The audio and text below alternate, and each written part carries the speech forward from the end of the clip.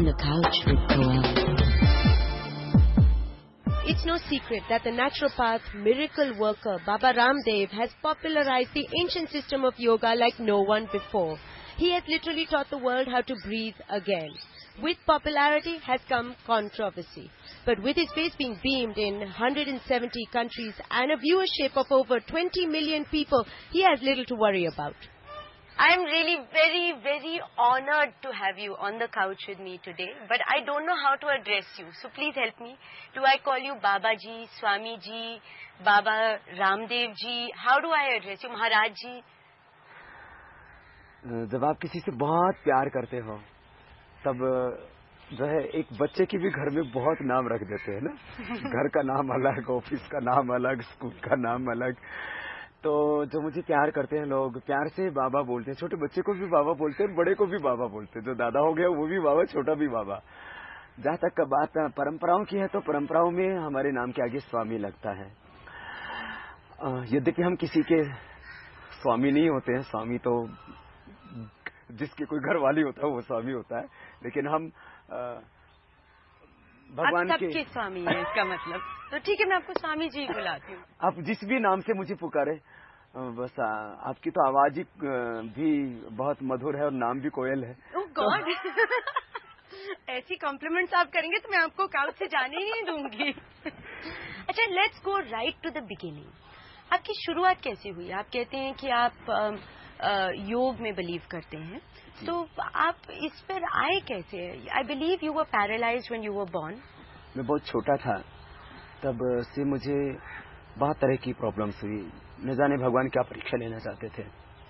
तो left side पूरा बेकार हो गया था. तो जो है कुछ इंजेक्शन लगवाने भी जाती थी. उस समय क्या इलाज कराते थे मुझे नहीं पता. कुछ झाड़ फूंक करवाते थे. फिर आप किस तरह की फैमिली से में पैदा हुए थे? आप मेरी माता पिता किसान परिवार से. किसान परिवार. ओके. और दोनों ही इलिटरेट हैं, पढ़े लिखे नहीं है. मेरी माता पिता को अभी भी हस्ताक्षर करने नहीं आते हैं. बचपन में पैरालिसिस लेफ्ट साइड में हुआ. फिर कुछ टीके मेरी माँ ने मुझे बताया बड़े होने के बाद कि उसने कुछ लगाए थे. बाद में मेरी दादी ने वो टीके नहीं लगवाने दिए कि तू मेरे जो है पोते को तू कुछ हो जाएगा, क्योंकि वो लोग पहले ऐसे इंजेक्शन सुई लगाने में विश्वास नहीं करते थे. तो माँ कहती है कि मैं 3 या 4 कुछ टीके लगाए. विश्वास नहीं करते इन सब चीजों में, तो पहले की क्या बात है? तो जो है हो सकता है वहीं से आई होगी. वो संस्कार तो माता पिता और अपने पुरखों से आते हैं. और उसके बाद जो है पैरालिसिस हुआ. तो फिर आप ठीक कैसे हुआ? हाँ, फिर एक चीज और हुई बीच में. फिर आप देखते होंगे मेरे ये माथे पर बहुत गहरा निशान है. ऐसे में उद्दंड नहीं था, लेकिन ऐसा था कि दूसरे घर में एक नीचे मकान था, एक ऊपर. तो ऊपर वाले मकान में हम लोग रहते थे, माता पिता रहते थे. तो मेरी मौसी मुझे खिलाने के लिए बुलाई हुई थी, जैसे बच्चों को खिलाने के लिए बुला लेते हैं. और कुछ मैं था भी कमजोर सा, बीमार सा, मेरा पेट निकला हुआ, बहुत बेढंगा शरीर था. और बचपन में मुझे ये जो है यहाँ पर बड़े बड़े आप देख सकते हैं निशान, जो है ये निशान है, ये निशान है, बड़े बड़े फोड़े हो गए थे. आप देख रहे हैं आप ये. तो मैं चल नहीं सकता था, तो मुझे उठा करके टॉयलेट करवाते थे. तो ये बहुत बड़े बड़े. मुझे अभी भी याद है, मैं करीब उस समय 7 या 8 साल का हो गया था. मैं अपनी माँ से बोलता था, माँ सब बच्चे स्कूल पढ़ने जाते हैं, मुझे स्कूल क्यों नहीं भेजते हो? तो ऐसा करके मैंने जिंदगी में बहुत स्ट्रगल किया. उस समय फिर और ज्यादा मेरे अंदर जिज्ञासा शुरू हुई. तो मैं शायद 9-10 साल का था, तब मैंने कुछ योगिक पोस्चर्स जिनको आसन बोलते हैं वो करने शुरू किए अपने आप. हाँ, मतलब ऐसे कैसे पता आपको आसन?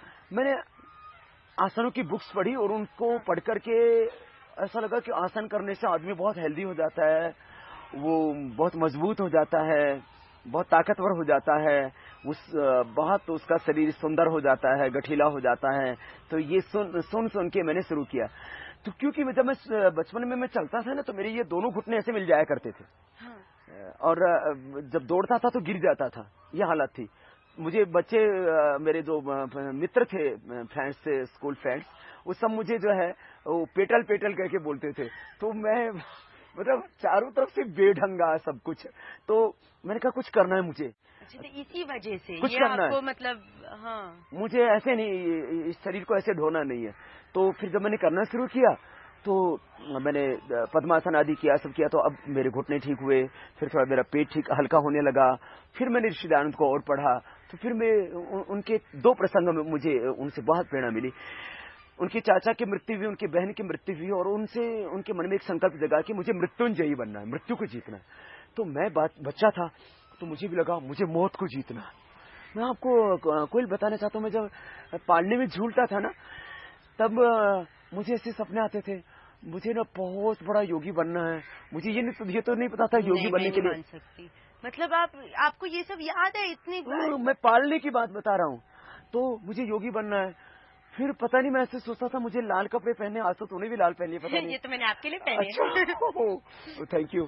तो मैं ऐसे सोचता मैं लाल कपड़े पहनने हैं, तो फिर मैं क्या बनूंगा। तो मैंने सोचता था, क्योंकि मैंने जिंदगी में कुछ देखा ही नहीं था, तो मेरे लिए सबसे बड़ी चीज थी कि मैं टीचर बनूंगा।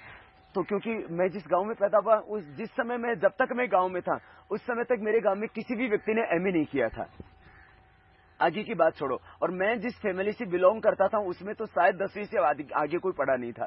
तो ये सब कैसे होगा, तो कुछ भी नहीं पता था इसके लिए कहाँ जाना होगा, क्या करना होगा। तो फिर मैंने अपने मित्रों से पूछना शुरू किया, तो बोला आपको गुरुकुल में जाना होगा।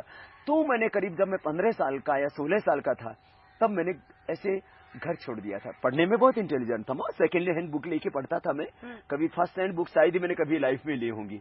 सेकेंड हैंड बुक इसलिए लेता था, मैं क्लास में तो मैं फर्स्ट रहता था सबसे, तो मुझे पता था मुझे 5 हो ही जाना। तो मैं सेकेंड हैंड बुक जो है मुझे 2, 4, 5 रुपए में मिल जाती थी। अपने जल्द लगा के उनका वो लेही बनाते थे गेहूं के आटे से ना, गेहूं के आटे को पका के और गर्म पानी डाल के फिर उससे लेही बना के जल्द लगा के फर्स्ट क्लास रखते थे। हमने कहता नई पुस्तकें लेने से नॉलेज थोड़ी आएगा, नॉलेज तो पढ़ने से आएगा। तो हम पढ़ते थे। तो अब आपका सीक्रेट क्या है? क्योंकि जो आप सिखा रहे हैं, yoga is an ancient practice, you also say this. So what is it that you have done that has made you so popular? What if you modified that has made it so popular, made you so successful? What is the secret behind that? कल मैंने जैसे आपको पहले कहा, मैंने हर बात को तर्क से सोचना शुरू किया। मैं कहता था लोग योग क्यों करें, उनको समाधि चाहिए, मुक्ति चाहिए ना। मैंने करोड़ों लोग देखे हैं, मुझे कोई नहीं मिला कि मुझे मुक्ति चाहिए। कह देते हैं, मैंने कहा मुक्ति चाहिए, मैंने कहा भेज देता हूँ भगवान के पास, नहीं बोले समझिए यही रहने दो। तो मुझे कोई नहीं मिला कि मुक्ति चाहिए, सबको फायदा चाहिए, लाभ चाहिए।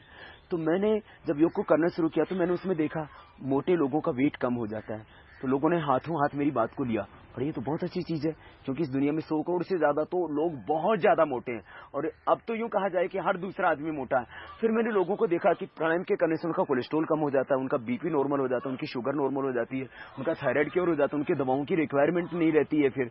तो ये सब चीजें थी। मैंने सबसे पहले, यदि मैं कहूं कि योग की तरफ आज यदि करोड़ों लोग आकर्षित हुए, तो उसका सबसे पहला अट्रैक्ट होने का कारण था कि योग से पहले ही दिन उनका 1-1 किलो 2-2 किलो मैंने वेट कम किया फर्स्ट डे।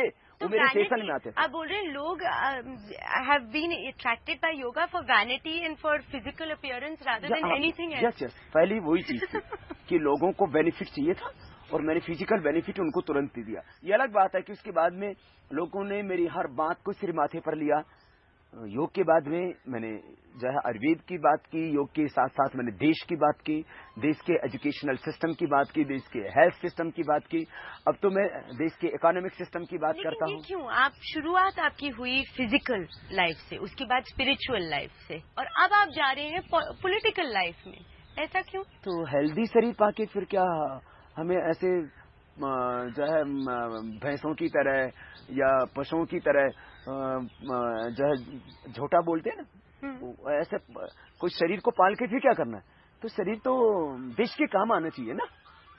तो क्या मैं कहता हूँ पॉलिटिक्स ज्वाइन करने वाले हैं? नो, कभी नहीं।